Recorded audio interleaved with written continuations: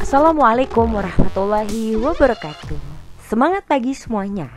Kali ini kita akan membahas mengenai kerajinan serat pada bab 1.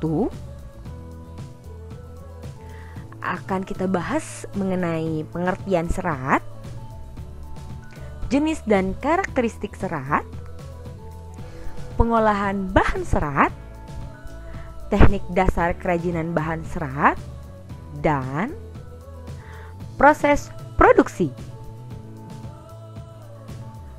Kerajinan serat di Indonesia telah dikenal luas di mancanegara dengan bentuk yang sangat beragam, kreatif, inovatif, dan selalu berkembang mengikuti kebutuhan dan perkembangan teknologi. Oleh sebab itu, Indonesia menjadi negara eksportir kerajinan yang dibuat dengan proses yang lebih mengandalkan keterampilan tangan dibandingkan dengan mesin. Serat alam. Apa yang kalian ketahui mengenai bahan serat? Yuk kita bahas. Bahan serat adalah suatu jenis bahan berupa potongan-potongan komponen yang membentuk jaringan memanjang yang utuh. Serat merupakan bahan baku yang digunakan dalam pembuatan benang dan kain. Sebagai bahan baku dalam pembuatan benang dan kain, serat memegang peran yang sangat penting.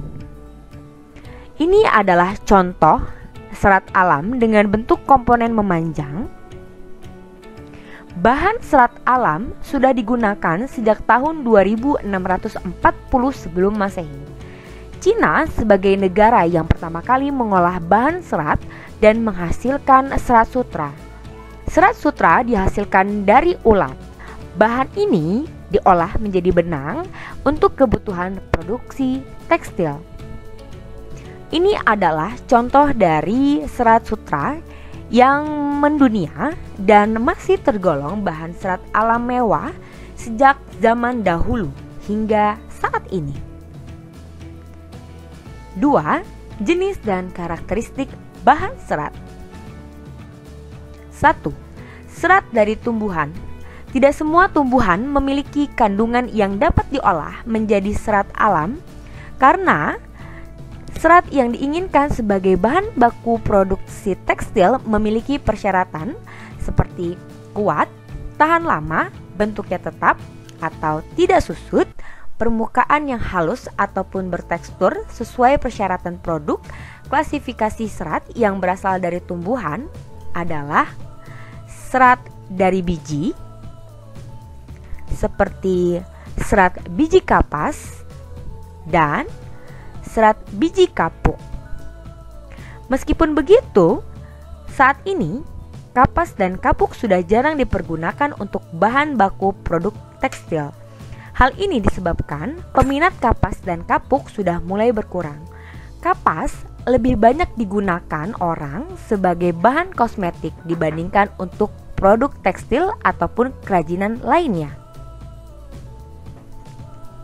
Serat dari batang, batang pohon anggrek, melinjo atau ganemon, mahkota dewa, beringin, yonkori, flax, jute, rosella, hennep, rami, urena, knaf, dan san. Berikut adalah gambar dari serat batang anggrek, serat batang melinjo, serat batang mahkota dewa, dan serat batang beringin.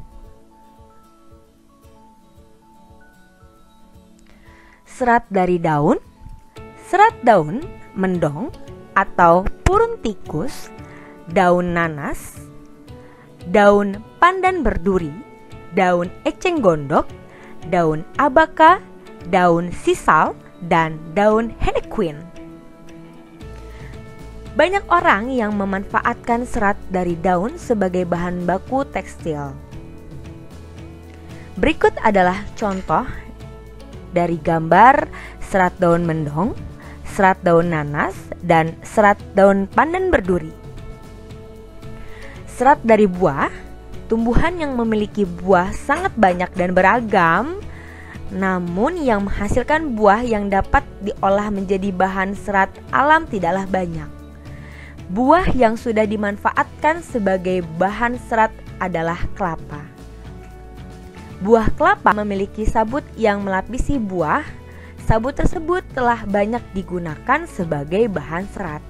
Berikut adalah contoh gambar dari serat buah kelapa. Serat dari filamen. Serat yang berbentuk jaringan. Serat ini adalah contoh dari serat hewan, merupakan serat yang berbentuk jaringan, adalah serat yang berasal dari larva ulat sutrai yang digunakan untuk membentuk kepompong. Kepompong inilah yang merupakan serat lalu dipintal menjadi benang. Ada serat stapel. Serat stapel merupakan serat yang berbentuk rambut hewani yang disebut dengan wool. Contohnya seperti domba, alpaka, unta, kashmir, mohair, kelinci, dan vicuna. Berikut adalah contoh dari serat bulu domba dan serat bulu alpaka. Karakteristik bahan serat. Bahan tekstil dari selulosa atau kapas memiliki beberapa karakteristik seperti bahan terasa dingin dan sedikit kaku, mudah kusut, mudah menyerap keringat, rentan terhadap jamur, dan mudah terbakar. Karakteristik bahan serat kedua, serat sutra memiliki ciri-ciri seperti berikut: berkilau, sangat bagus dan lembut, tidak mudah kusut, sangat halus. Serat sutra juga tidak mudah berjamur dan susah terbakar. Jika terbakar, serat sutra akan cepat padam, bau seperti rambut terbakar, bekas pembakarannya berbentuk abu hitam dan mudah dihancurkan. Karakteristik bahan serat ketiga, serat wool memiliki ciri-ciri seperti berikut: agak kuat, tidak berkilau dan keriting, elastisitas dan kekenyalan tinggi, penahan panas yang baik, tahan terhadap jamur dan bakteri, dan terakhir, jika terbakar terbentuk gumpalan hitam dan bau rambut terbakar. Pengolahan bahan serat.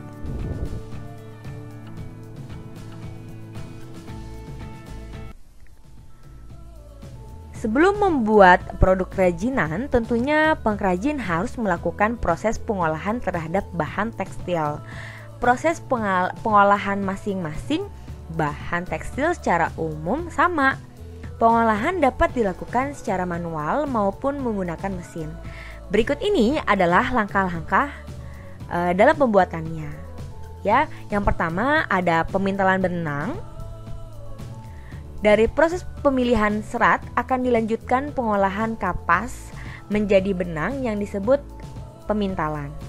Yang kedua ada penggulungan benang. Benang yang sudah dipintal akan digulung menggunakan alat penggulungan benang. Yang ketiga ada pencelupan warna. Benang diproses dengan pencelupan warna untuk memperoleh warna yang kuat. Selanjutnya benang dikeringkan. Dan keempat, ada penenunan benang menjadi kain. Setelah kering, benang dapat ditindaklanjuti dengan proses penenunan menjadi kain. Selanjutnya, kita akan membahas mengenai proses produksi kerajinan bahan serat.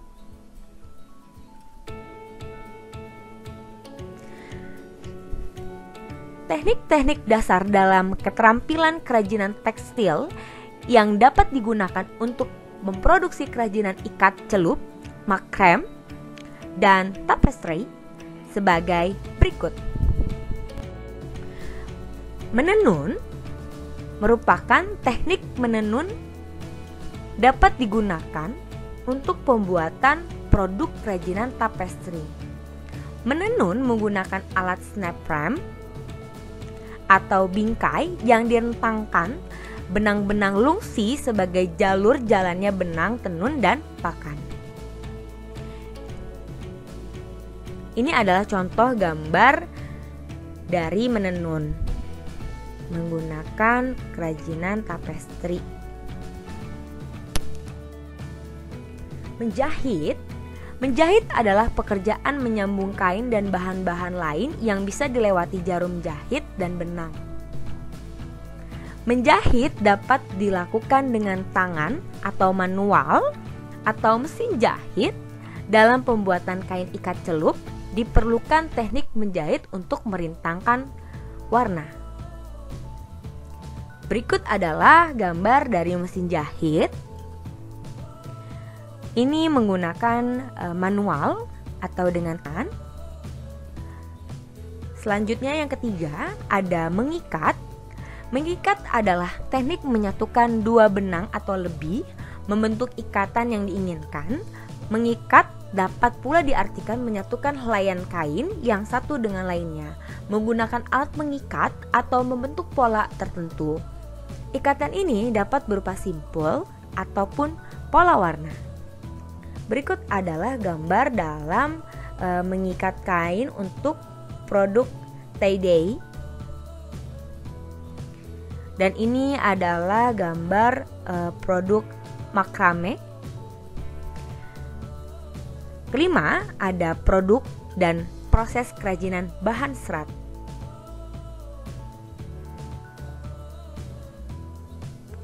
Adapun syarat-syarat perancangan benda kerajinan sebagai berikut.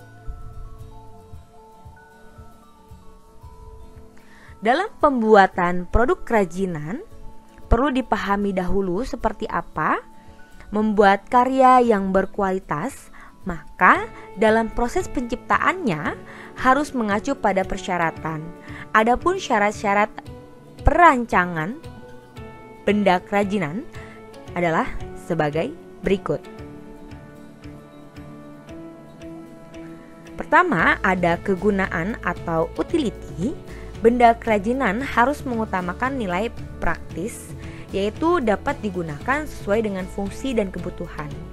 Contohnya, mangkuk untuk wadah sayur. Kedua, kenyamanan atau comfortable. Benda kerajinan harus menyenangkan dan memberi kenyamanan bagi pemakainya. Contoh, cangkir desain ada pegangannya. Tiga, keluasan atau flexibility. Benda kerajinan harus memiliki keserasian antara bentuk dan wujud benda dengan nilai gunanya. Contoh, sepatu sesuai dengan anatomi dan ukuran kaki.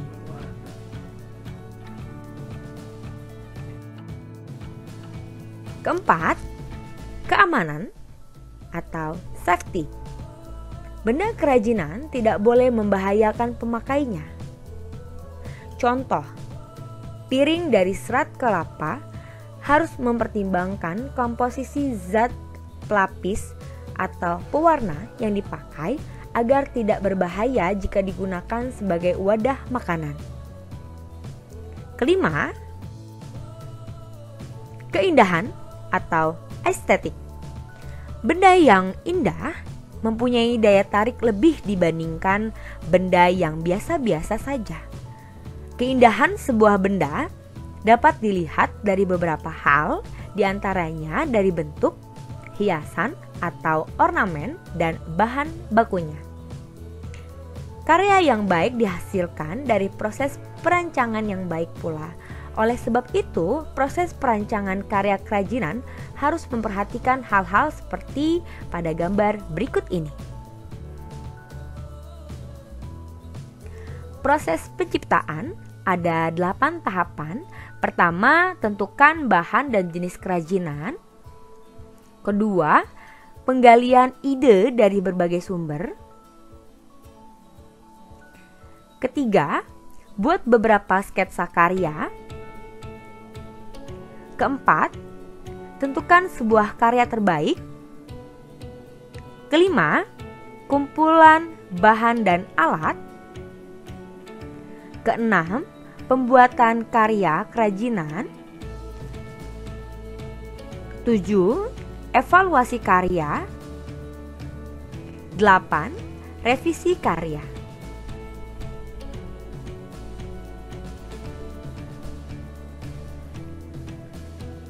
Keenam, kita akan membahas mengenai kemasan produk kerajinan bahan serat.